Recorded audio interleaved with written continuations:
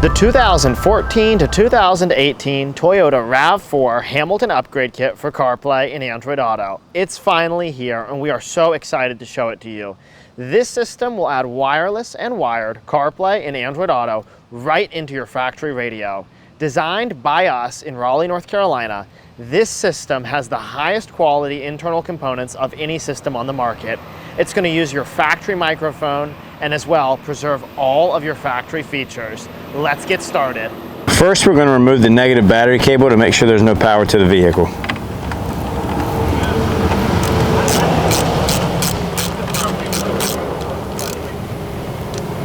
After disconnecting the negative battery cable, we're going to pop this panel off on the top. It's pretty easy. You just push right here with your thumb and it'll just pop right up. And just pull the whole thing off. Place this to the side. Next, we're going to take this top piece off. It's held in by these two yellow clips on the side. You're going to grab those, wiggle them, and pop them free. Disconnect this wiring harness.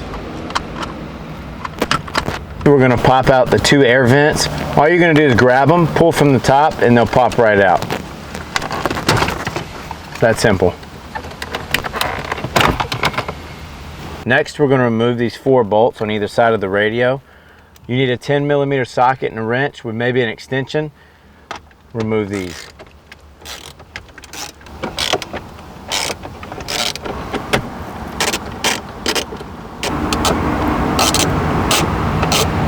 Next, the radio is ready to be pulled out. We're just going to wiggle it out. And then I'm going to support it while I disconnect the harnesses. Now we're going to disconnect all the wiring harnesses. Just pushing in the clips and they pop right out.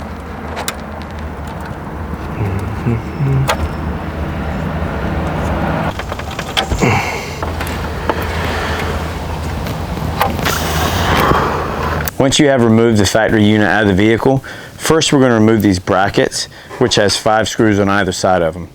We're just going to take our screwdriver and remove them.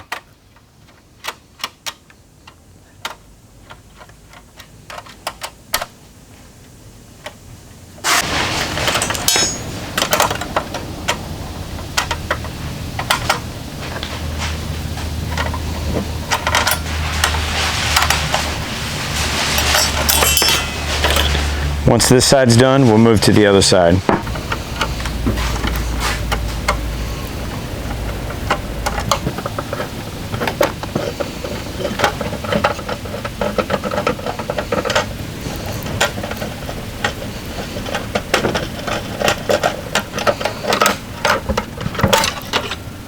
We're going to lift this up and remove the Sirius XM box. To do that, we're going to remove these 3 harnesses. We're going to place this to the side for now, but we are going to reattach this. Next, we're going to take out 8 littler screws. 1, 2, 3, 4, 5, 6, and then these 2 on the back down here. 7, 8.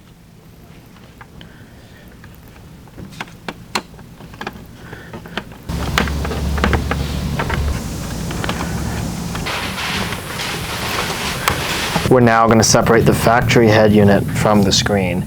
There's a few of these clips here. You'll need to gently lift up on them and then give it a little bit of a pop and you'll separate the screen from the head unit. Now you'll come around the side where there are a few more clips and the screen will come free of the head unit.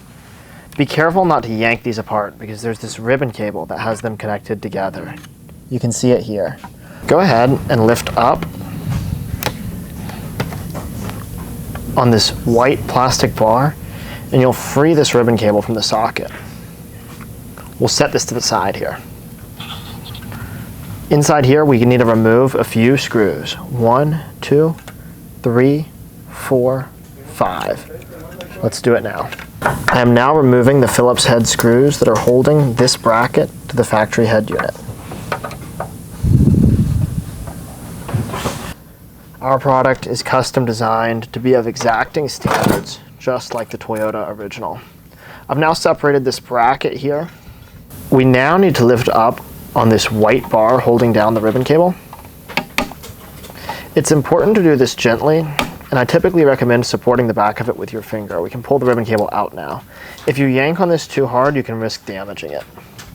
We'll take the Hamilton box here, We're going to put it underneath the factory radio.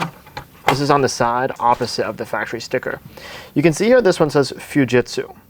If you have the one that says Fujitsu, you'll need this orange style cable from us. If you have one that says Pioneer, we'll have another set of cables. They'll look more like this, and you'll be given these. This is the Fujitsu one. Toyota contracted the manufacturing out to Pioneer and Fujitsu for this. I'm now going to flip this over. I'm going to put the Fujitsu sticker facing down. I'm going to take a piece of tape and I'm going to put it over this unit so we hold it in place while we work on it.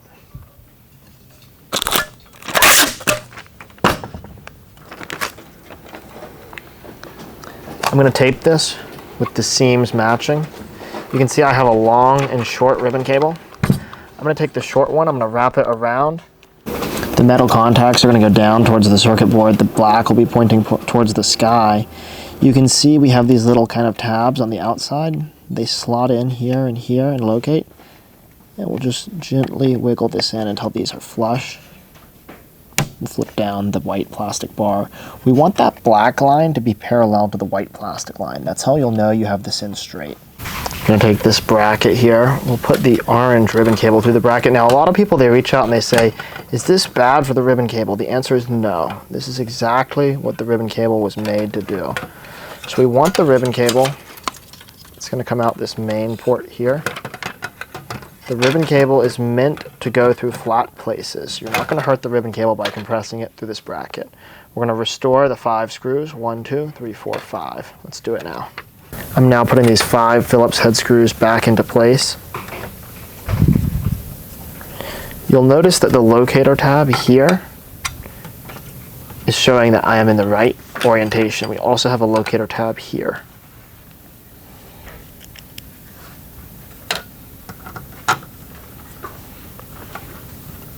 As of the time of this video, if you have the Fujitsu system, we've got these DIP switches on the Hamilton box. You're going to want switches 7 and 8 on.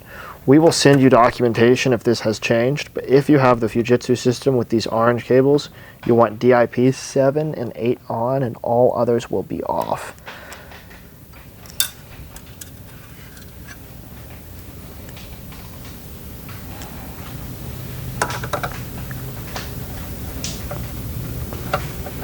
Many cheaper companies, what they'll do, they engineer their products with data from foreign cars, so cars that are not in America.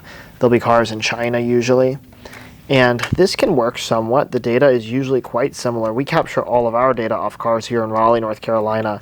Because we get it off cars from Raleigh, North Carolina, we know 100% of the time that we have American spec vehicles, so you're not going to have any strange issues down the line or immediately with our systems.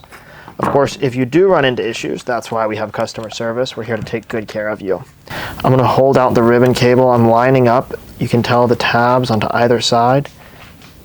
And I'm just going to gently work this one back into its place on both sides.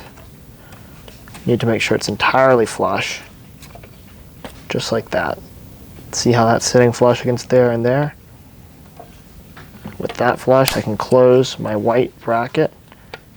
Check that my lines are parallel. Is the black line parallel to the white line? It looks like it is to me. Set the screen down, take the radio from behind, we'll gently lift it up, click it back into place. Next, we're going to reinstall these 8 little screws. 1, 2, 3, 4, 5, 6, and then there's 2 more on the back side, 7 and 8.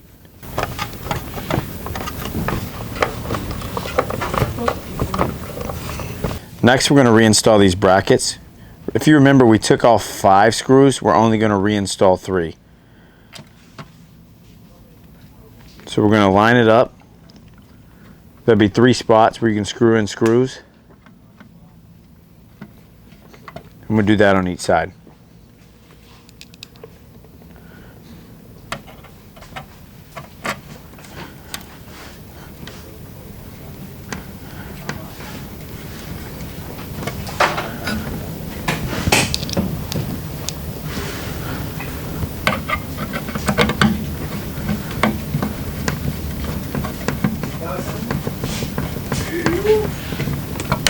Now we're going to flip it over and do the other side.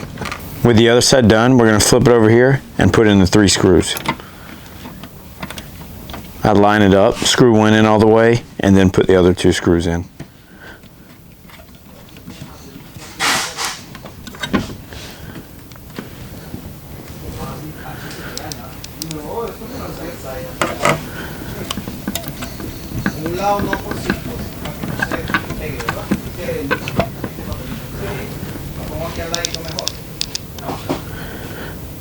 Next, we're going to reconnect the Sirius XM box. This is not going to actually connect to this, it's going to hang, but it is going back in your car. We're just connecting these 3 wires.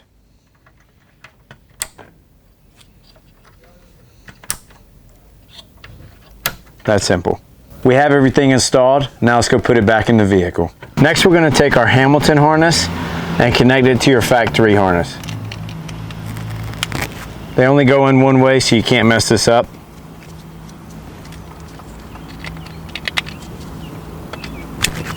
Just like that.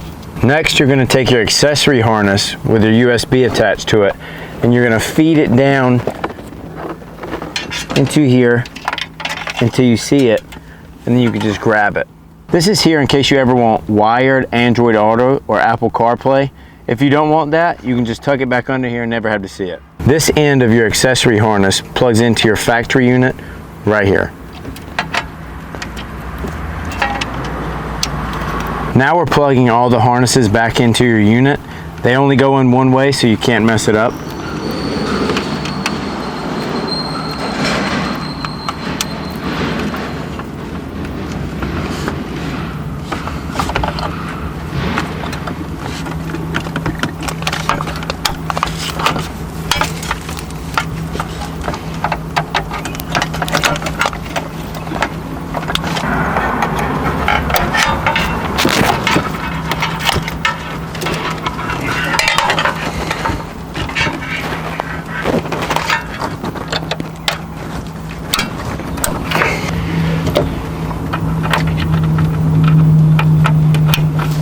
Next, don't forget to plug in your Bluetooth antenna.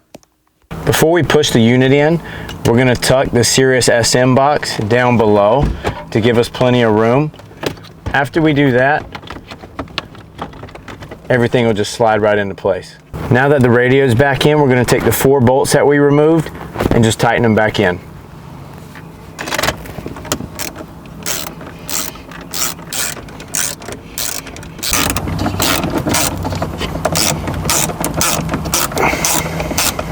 After the 4 screws are in, you're going to put your air vent back in.